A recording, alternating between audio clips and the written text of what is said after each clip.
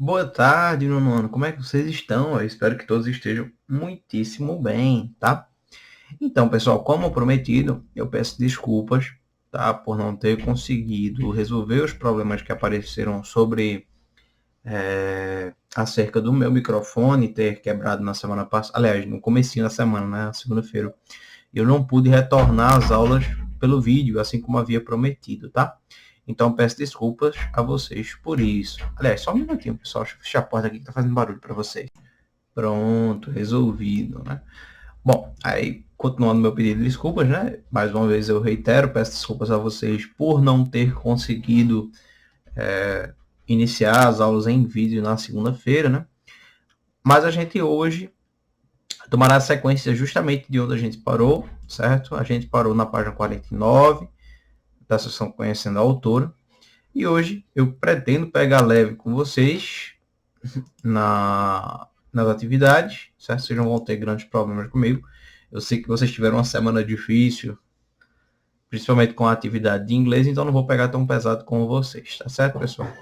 Bom, de qualquer maneira,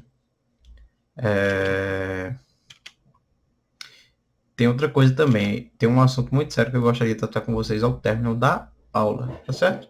Então por isso a gente não vai demorar muito tempo fazendo isso. A gente parte para a primeira transição e eu espero vocês exatamente de onde a gente terminou, certo? Lembrando que a gente terminou na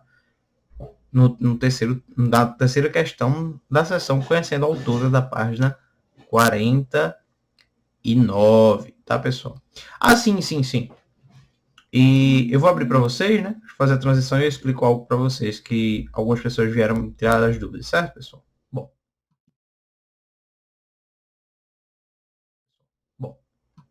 estão vendo o livro na tela de vocês, certo? Eu vi muita gente com dificuldade em responder esse aplicando conhecimentos, certo? E eu gostaria de transpassar por cima, tá, pessoal? Letra A. Trama por meio da qual o livro se desenrola desperta seu interesse como leitor, de que maneira a resenha lida influencia sua atitude? Pronto, veja. Você vai ler essa resenha e vai dizer assim, uma resenha, gente, certo? Uma resenha é como se fosse um resumo sobre determinado assunto, tá, pessoal? Quando você escreve uma resenha de um livro, geralmente você quer escrever num resumo ou um artigo, quase um artigo de opinião, só que menorzinho, sobre determinado assunto, tá, pessoal? Então, nesse caso, essa resenha, né, de Antônio Scarmeta, foi quase como um artigo de opinião sobre esse livro, não, o Carteiro e o Poeta, tá certo? Bom, dito isso, essa trama, veja, a trama por meio da qual o livro se enrola, desperta seu interesse como leitor, aí você vai lá, que trama é essa, tá? Aí você volta lá para aquele texto, o Carteiro e o Poeta, lá da página 40, né? Você já leu aquela trama, aí você diz se tem interesse ou não. Depois que leu isso, você vai ler a resenha e vai dizer, a resenha influenciou? Provavelmente vai ser sim, porque a resenha, Antônio Scarpa, ele fala muito bem do livro, tá certo?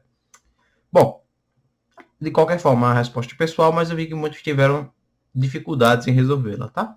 B. Transcreva um trecho da resenha que faça uma referência ao enredo de obra e outro que exprima uma opinião do resenhista, tá? Bom, isso aqui, certo?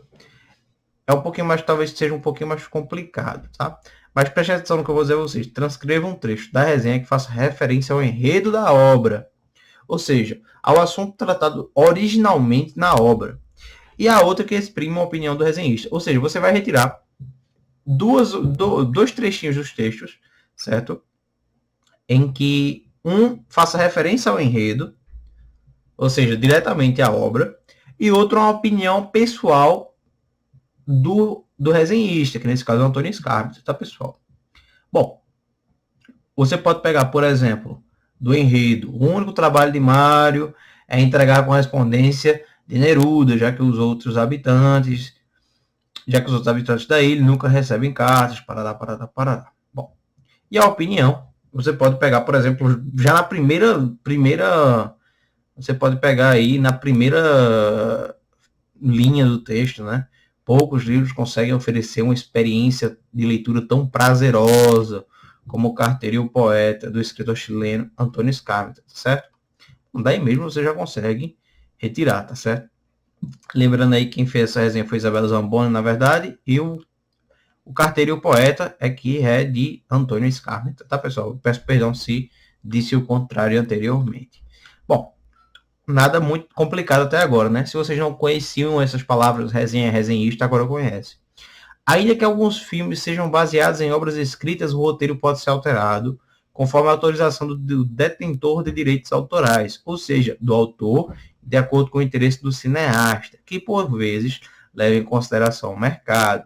Como você avalia a divergência entre um livro e um roteiro de filme que o toma por base, mas altera o texto original, tá? Isso é uma resposta de cunho pessoal, mas basicamente aí ele está perguntando o que é que vocês acham desses livros adaptados. Quem nunca assistiu aí, por exemplo, A Bela e a Fera, né? Qual a diferença do filme da Disney para a história contada exatamente? Qual é a diferença, por exemplo, da historinha de Joãozinho e Maria para a adaptação que a Disney fez? Esse tipo de coisa, tá? Eu tô citando esses livros, né, da Disney, por exemplo, que eu suponho que vocês conheçam mais, mas aí se vocês forem olhar um pouco mais adiante, a gente tem aí, por exemplo, aquele Jogos Vorazes, Harry Potter, que é uma adaptação, O Senhor dos Anéis é uma adaptação de um livro, né? Aquela série Game of Thrones é a adaptação de um livro, e muitos outros são adaptações de livros, tá? Animes mesmo, se vocês gostam aí, por exemplo, de Naruto, se é mais para os meninos, né? Quem gosta de Naruto, Dragon Ball, o anime também é uma adaptação do mangá, né? Então essa aí quer saber a opinião de vocês. Vocês acham legal essa alteração? Ah, no livro, no mangá não foi assim, mas no anime foi assim. É legal, dá um tom a mais, dá certa variação à obra, fica mais interessante, tem menos conteúdo. Só quer saber a opinião de vocês, tá? Aí no segundo, né, releio o trecho a seguir de quantas... Esse aí talvez vocês tivessem mais dúvida em relação à gramática, tá? De quantas orações esse período se compõe e em torno de quais verbos as orações se estruturam. Presta atenção, tá? Poucos livros conseguem oferecer uma experiência de leitura tão prazerosa como O Carteiro e o Poeta, do escritor chileno Antônio Skármeta. Primeira oração, certo? Em apenas 2 dias, devorei as páginas dessa obra tão singela, emocionante, divertida e ao mesmo tempo com um final tão doloroso. Segunda oração, certo? Só que essas orações elas têm um período muito grande, por isso você pode aí ter se complicado. E aí, como é que você sabe, né, diferenciar as orações de um período, etc? Você olha a quantidade de verbos, veja. Poucos livros conseguem oferecer, certo? Conseguem oferecer. Esse conseguem oferecer, ele faz uma alocução verbal, certo? São 2 verbos, mas que tem são 2 verbos, mas tem a função de exprimir uma única ação, conseguem oferecer uma leitura tão prazerosa como O Carteiro e o Poeta, do escritor chileno Antônio Skármeta. Veja, só temos aí uma locução verbal, logo um único verbo. Se temos um verbo, temos uma oração. Espero que você lembre disso. A oração depende da quantidade de verbos que você tem. Uma oração, um verbo. 2 verbos, 2 orações. E assim por diante. Só tenham cuidado quando aparecerem locuções verbais. Locuções verbais são esses mais um verbo ou mais que exprimem uma única ação. Por exemplo, consegue oferecer, consegue dar, é uma única ação. Certo? Bom, e a segunda, em apenas 2 dias, devorei as páginas dessa obra tão singela, emocionante, divertida e ao mesmo tempo com um final tão doloroso. Notem aí que o único verbo é devorei. Logo aí você consegue diferenciar que só existem 2 orações, certo, pessoal? Lembre disso, já foi passado em aulas anteriores. Aí começa, né? Aí temos a letra B. O verbo devorar, devorei, foi empregado em sentido literal ou em sentido figurado na segunda oração. Explique. Bom, pessoal, quando você diz eu vou devorar a janta, quer dizer que você vai comer a janta. Quando você fala devorar os livros, você está falando no sentido figurado, tá? A gente também já falou sobre isso, do que são figuras, aliás, desculpa, do sentido figurado e do sentido literal das palavras. O sentido literal é realmente seguir ao pé da letra o que a coisa quer dizer. Por exemplo, matei-me de estudar. Se fosse no sentido literal, realmente queria dizer que eu estudei tanto que acabei morrendo, por exemplo. Enlouqueci de tanto estudar. No sentido literal, seria realmente eu fiquei doido de tanto ter estudado. Certo? Agora, no sentido figurado, como geralmente são empregados esses verbos nessas orações, quer dizer simplesmente que você estudou muito, certo? E assim funciona. Sentido figurado é para você não levar ao pé da letra o que os verbos querem transpassar, certo? As ideias dos verbos querem transpassar. E qual a função das travessões empregadas nesse trecho, tá, pessoal? Esses travessões lhe separam um aposto, tá, pessoal? Levemente jornalística. Presta atenção embaixo. O livro é recheado de bom humor e a linguagem, levemente jornalística, traz uma singela homenagem ao poeta que foi tão aclamado no Chile, tá? Esses travessões também, o que é um aposto, né? Talvez vocês não saibam. Um aposto é quando você quer acrescentar. Eu tenho quase certeza, já falei isso a vocês, mas eu falei em relação a vírgulas, né? O aposto ele pode vir sim com travessões, certo? Você acrescenta algo ao que você está dizendo. Por exemplo, Emanuel, vírgula, professor de português e inglês, vírgula, passou muitas atividades durante a semana. Um exemplo. Ou Emanuel, travessão, professor de português e matemática, acabou passando muitas atividades dentro daquela semana. Esse tipo de coisa, certo? Não tem... Isso aí a gente chama de aposto. Quando você quer dizer algo sobre sobre o sujeito da oração, tá certo, pessoal? E releia mais um trecho. O filme recebeu indicações ao Oscar e foi bem comentado. Transcreva as orações desse trecho, separe dos elementos que as compõem, classifica, tá certo? Vocês vão separar. Primeira oração. O filme recebeu indicações ao Oscar. Aí você vai separar. Sujeito simples, núcleo do sujeito, predicado verbal, núcleo do predicativo, núcleo do predicado, objeto direto. Vocês vão pegar essa frase e separar em trechos, tá certo, pessoal? Bom, eu sei que a gente acabou perdendo mais tempo do que deveria, tentando explicar aí o que aconteceu, mas como muitas pessoas resolveram perguntar, achei melhor ter essa dúvida de vocês, tá certo? Bom, mas dito isso, como mais uma vez, né, a gente não vai ter grandes atividades hoje, vocês só vão ler essa prática de leitura, da página 49, texto 2, romance, fragmento, certo? A pata da gazela, é um texto bem interessante, bem engraçado. Talvez o único problema de vocês sejam com as palavras um pouco rebuscadas, né? Mas essas palavras que vocês possam vir a ter algumas dificuldades, elas estão colocadas na parte finalzinha do texto chamado glossário. O glossário é como se fosse uma pequena junção de palavras e seus significados, né? Quase uma miniaturazinha de um dicionário, tá certo, pessoal? Aí vocês vão ter o por dentro do texto. Como eu acabei gastando muito tempo na revisão, eu não vou poder transpassar como vocês, mas eu não creio que vocês tenham grandes dificuldades, principalmente em relação ao uso da gramática, da norma culta da língua portuguesa, certo? É realmente pura interpretação, tá certo, pessoal? Bom, aí temos a linguagem do texto, e aí sim, vocês vão precisar de saber um pouquinho da linguagem, do léxico, né? Que a gente chama léxico gramatical, né? E eu vou explicar um pouquinho a mais para vocês. Tomando por base esse trecho extraído do romance A Pátria Gazela de José Alencar, responda. A linguagem empregada pelo autor é formal ou informal?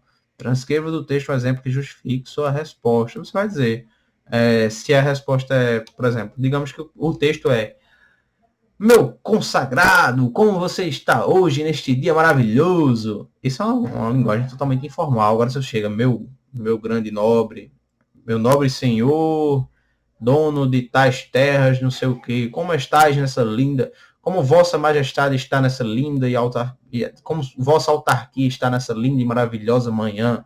Isso é uma linguagem formal, por exemplo. Aí você vai lá e retira essas palavras aí ou frases que justifiquem a resposta de vocês, tá? E na letra B, Além das palavras relacionadas no glossário, que é aquele quadradinho rosinha roxo, que dá o sentido das palavras, né? Um resumozinho. Há outros no texto cujo significado você não conheça? Se sim, quais são? Aí você vai listar, né? Ah, eu não conhecia essa. Não conhecia, não sabia o que era uma botina. Eu não sabia o que era um... Deixa eu ver outro legal aqui. Acho que eu não vou achar. Eu não sabia o que era murmurou. Eu não sabia o que era, por exemplo... deixa eu ver outro aqui. Eu não sabia o que era relva. Aí vocês vão lá e vão anotando isso aqui, certo? Não sei o que é isso, não sei o que é isso, isso é aquilo. Vou anotar, tá certo, pessoal? O segundo, reler o seguinte trecho do texto, né? Simples no traje e pouco favorecido a respeito da beleza. Os dotes naturais que excitavam nesse moço alguma atenção eram uma vasta fronte meditativa e os grandes olhos pardos, cheios do brilho profundo e fosforescente que naquele momento derramavam pelo semblante de Amélia. Como você interpreta a expressão em destaque nesse trecho? A resposta de cunho pessoal. Pouco favorecido a respeito de beleza. Bom, eu já vou adiantar para vocês isso aí, que é uma forma chique de chamar alguém de feio, tá, pessoal? Pouco favorecido a respeito de beleza. Eu sugiro, inclusive, que vocês comecem a dizer isso, tá? Em vez de dizer que fulano é feio, rústico, vocês dizem, ó, fulano está pouco favorecido a respeito de beleza. É bem mais legal, né? Bom, mas lê as informações, ainda adiante, lê as informações do quadro. A palavra eufemismo, da origem grega, é fornecido pelo acréscimo de prefixo eu, agradável, bom, ao termo feme, palavra, dando origem ao eufeme, em português eufemismo, que significa pronunciar palavras agradáveis. Isso é uma figura de linguagem a qual a gente já estudou, pessoal, certo? Basicamente, ele só está explicando o que é o eufemismo. Né? A gente já sabe aí que o eufemismo trata-se de pegar expressões, né, e tratá-las de uma forma mais agradável. E aí, pouco favorecido a respeito da beleza, eu garanto que é uma forma bem agradável de chamar alguém de feio, né? Digamos assim, é um uso justificável de eufemismo, já dando quase a resposta para vocês, né? Que outra expressão, e a letra C vocês vão responder, que outra expressão vocês podem utilizar caso não houvesse por parte do autor a intenção de abrandar a descrição do personagem a que se refere, né? Que outra expressão? Aí você pode utilizar aí a sugestão feio, desagradável, sem beleza, coisa horrorosa. Vai do cunho pessoal de vocês, tá? Vocês vão escolher aí a expressão caso o autor não tivesse, para dizer a mesma coisa, caso o autor não tivesse dito com essas palavras. Bom, dando sequência, agora a gente vai para outra transição, agora um assunto um pouco mais sério, tá certo? Eu vou passar para vocês agora. A gente vai dar continuidade ao assunto que a gente tomou, a gente iniciou na aula de inglês, já que lembrando a gente está na semana de combate ao feminicídio, e eu vou passar por uma transição e mostrar isso para vocês, tá? Terminar aquele assunto que é muito importante para a gente ter essa conversinha, tá certo? Eu vou abrir para vocês o set do TJRJ e vocês vão poder ver alguns dados legais, não legais, na verdade, infelizmente são tristes, mas uns dados interessantes que mostram a necessidade de nos preocuparmos com o tema, tá certo, pessoal? Vamos lá. Pronto. Vê, na telinha de vocês está aparecendo algumas imagens. Essa imagem, em especial, ela vem do site do próprio TJRJ. Para quem não sabe, é o Tribunal Judicial do Rio de Janeiro, tá? Um órgão federal, certo? O Tribunal de Justiça do Estado do Rio de Janeiro, na verdade. Vocês estão vendo aí, ó, o que é violência doméstica e o feminicídio, certo? Vou ler para vocês, apesar de já ter começado isso anteriormente, vou complementar, né? O Brasil ocupa hoje a 5ª posição no ranking mundial em feminicídio ou assassinato de uma mulher pela condição de ser mulher, segundo os dados do Mapa da Violência 2015 da ONU. No estado do Rio de Janeiro, as mulheres são vítimas em 70% dos atendimentos notificados como agressões físicas nas redes de saúde, em dados extraídos entre janeiro de 2013 e junho de 2016. Os crimes de lesão corporal lideram os números de ações penais mais distribuídos no PJERJ há 5 anos. Segundo o relatório de dados compilados que analisa os processos decorrentes de violência doméstica do PJERJ. O agressor é conhecido ou parente das vítimas em 64,2% das notificações e a residência da vítima é onde ocorre 52,7% dos casos, certo? E aí a gente tem um texto, não é exatamente um texto não verbal, mas a gente tem uma imagem com alguns dados, né? Violência doméstica e familiar contra a mulher, 157.012 processos em 5 anos. Lidera o número de ações penais mais distribuídos nos juizados de violência doméstica e familiar contra a mulher. Lesão corporal. Pronto. O que eu queria dizer a vocês é, vejam, o Brasil lidera o 5º lugar no ranking mundial da violência doméstica da mulher apenas por ela ser mulher. É com aquele assunto que eu comecei com vocês na atividade de inglês, tá, pessoal? Isso acontece. Deixa eu ajeitar só o meu fonezinho, quase cai aqui. Pronto, beleza. O que acontece? Ah, professor, não é fácil de lidar com isso? Não é só a mulher denunciar? A gente não vê aí campanhas denuncie, não fique calado? Sim e não, tá, pessoal? Para vocês que são um pouco mais novos, talvez isso seja uma coisa fácil de se resolver, mas não é. Tem relacionamentos abusivos em que a pessoa se torna dependente daquela pessoa que maltrata, por mais estranho que isso pareça, tá? Quando vocês crescerem, vocês vão entender um pouco melhor. Mas há casos em que a pessoa, mesmo sendo maltratada, continua gostando daquela pessoa e é dependente daquela pessoa. Porque aquela pessoa vai lá, lhe maltrata, você se sente mal, mas depois aquela pessoa vem, lhe dá um buquê ou uma coisa, e você acaba passando pano e isso continua infinitamente. Isso é muito triste, tá? Muitas mulheres não conseguem denunciar seus parceiros, seus familiares por conta disso. Lembrando que o caso de violência contra a mulher não ocorre só de, vamos supor, homem e mulher parceiros, né? Diga assim, casados ou namorados, apesar de serem os maiores casos, né? Também pode acontecer, por exemplo, caso entre irmão e irmã, pai, filha. Isso também a gente pode considerar como violência contra a mulher, quando a violência se dá só pelo fato dela ser mulher, né? A gente já viu muitos casos aí antigamente, na verdade, principalmente mais antigamente do que hoje, em que as meninas apanhavam mais do que os meninos só por serem meninas, né? Apesar de já ter todo um preconceito já, né? A gente sempre tem aquele preconceito, isso é coisa de menina, isso é coisa de menino. Ainda assim, tinha toda uma culpa no jornal, o pai ficava com raiva da mulher, né? O homem ficava com raiva da mulher porque deu à luz a uma menina em vez de um menino, sendo que biologicamente nós sabemos que quem define o gênero do bebê é o pai, né? A mãe não tem nada a ver. A mãe só pode dar genes XX, né? E o pai dá genes XY. Se o pai dá um gene X, nasce uma menina. Se o pai dá um gene Y, nasce um menino.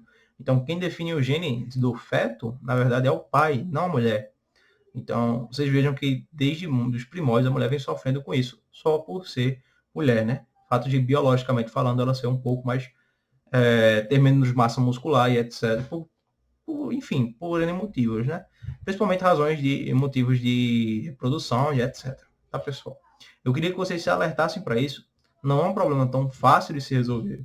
Não é um problema tão simples, além de receber ameaças, por exemplo.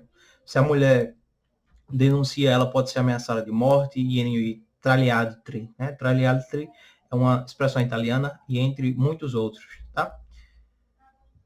Ela ainda pode sofrer de várias outras formas, né? Ela pode ser, digamos que essa mulher, ela aguenta muitas coisas porque tem um filho em casa, então ela aguenta uma violência doméstica, ela sustenta traições e incômodos em casa porque ela tem um filho e ela quer o melhor para o filho ou filha dela. Então há muitos casos assim, certo? Infelizmente, o mundo é triste dessa maneira. Infelizmente, ele não é um mundinho de flores, tá? Assim como eu disse, quando a gente está olhando os refugiados. Porém, a gente pode ajudar a melhorar essa situação. Como é que a gente ajuda? Colocando na cabecinha de vocês, que ainda são crianças, que isso não é algo natural. A gente ensina as meninas a se cuidarem, certo? A se protegerem, e ensina aos meninos que não devam tratar as meninas assim. Sejam pessoas de caráter, que não tratem de forma errônea as mulheres só por serem mulheres, certo? Já que isso é um tratamento de trogloditas, para dizer o mínimo, certo, pessoal? Então levem isso em consideração, tá? É assim que a gente muda o mundo para melhor, educando as criancinhas como vocês desde... Aliás, as criancinhas vão ser ensinadas desde pequenas, né? Mas a gente só consegue resolver esse problema trabalhando eles na base, né? Uma pessoa bem criada, uma mulher bem criada, um homem bem criado, eles vão saber diferenciar, né? Primeiramente, um homem bem criado não vai tratar uma mulher assim, ou espera-se que não, pelo menos diminua a probabilidade disso acontecer. E uma mulher bem criada, né, no sentido assim, bem informada e etc., vai saber lidar e reconhecer esses casos de forma mais rápida, certo? Então a gente trabalha esse método para vocês serem protegidos no futuro, se poderem se proteger no futuro e mudarem esse mundinho triste da gente para um lugar melhor, tá certo? Para assim ambos poderem viver mais felizes, digamos assim. Tá certo, pessoal? Mas deixando essa vibe um pouco bad, né, essa vibe um pouco mais triste de lado, vocês são a nossa esperança, né? Então tomem conscientização desde já, certo? Procurem sobre o assunto, uma aulinha, uma semana não vai ser suficiente, então sempre fiquem atentos ao seu redor, ao seu ambiente, fiquem atentos aos jornais, às revistas, etc. E procurar mais sobre o assunto, não estudem só porque o professor de vocês está falando, se interessar, na verdade, sobre o assunto. Procurem ser curiosos sobre esses assuntos que acabam moldando o mundo ao seu redor, tá bem? Procurem saber não só, por exemplo, por que as mulheres sofrem preconceito, porque os homossexuais sofrem preconceito, por que, que existe tanta fome na África, por que, que tem guerra no Afeganistão. Tentem ser curiosos sobre esses assuntos que moldam o mundo ao seu redor, tá? Essa chamada guerra de minoria, por que alguém sofre preconceito pela cor, por exemplo, racismo. Tentem se interar mais sobre os assuntos, tá certo? Assim vocês vão poder mudar o mundinho da gente para um lugar melhor, tá certo, pessoal? Um beijo bem grande para vocês. Essa foi a aulinha de português. Creio que tem sido nossa 12ª aula. Vai estar lá no YouTube. 12ª ou 13ª. Tenho quase certeza que é a 12ª, porque que vai para o YouTube, porque eu acabei contando. A outra foi um arquivo, né, que eu coloquei para vocês. Então, essa foi a nossa aulinha. Bons estudos para vocês. E espero a atividade de vocês dentro de 2 dias. Tá certo, pessoal? Um beijo bem grande. E mais uma vez, bons estudos. Até a próxima.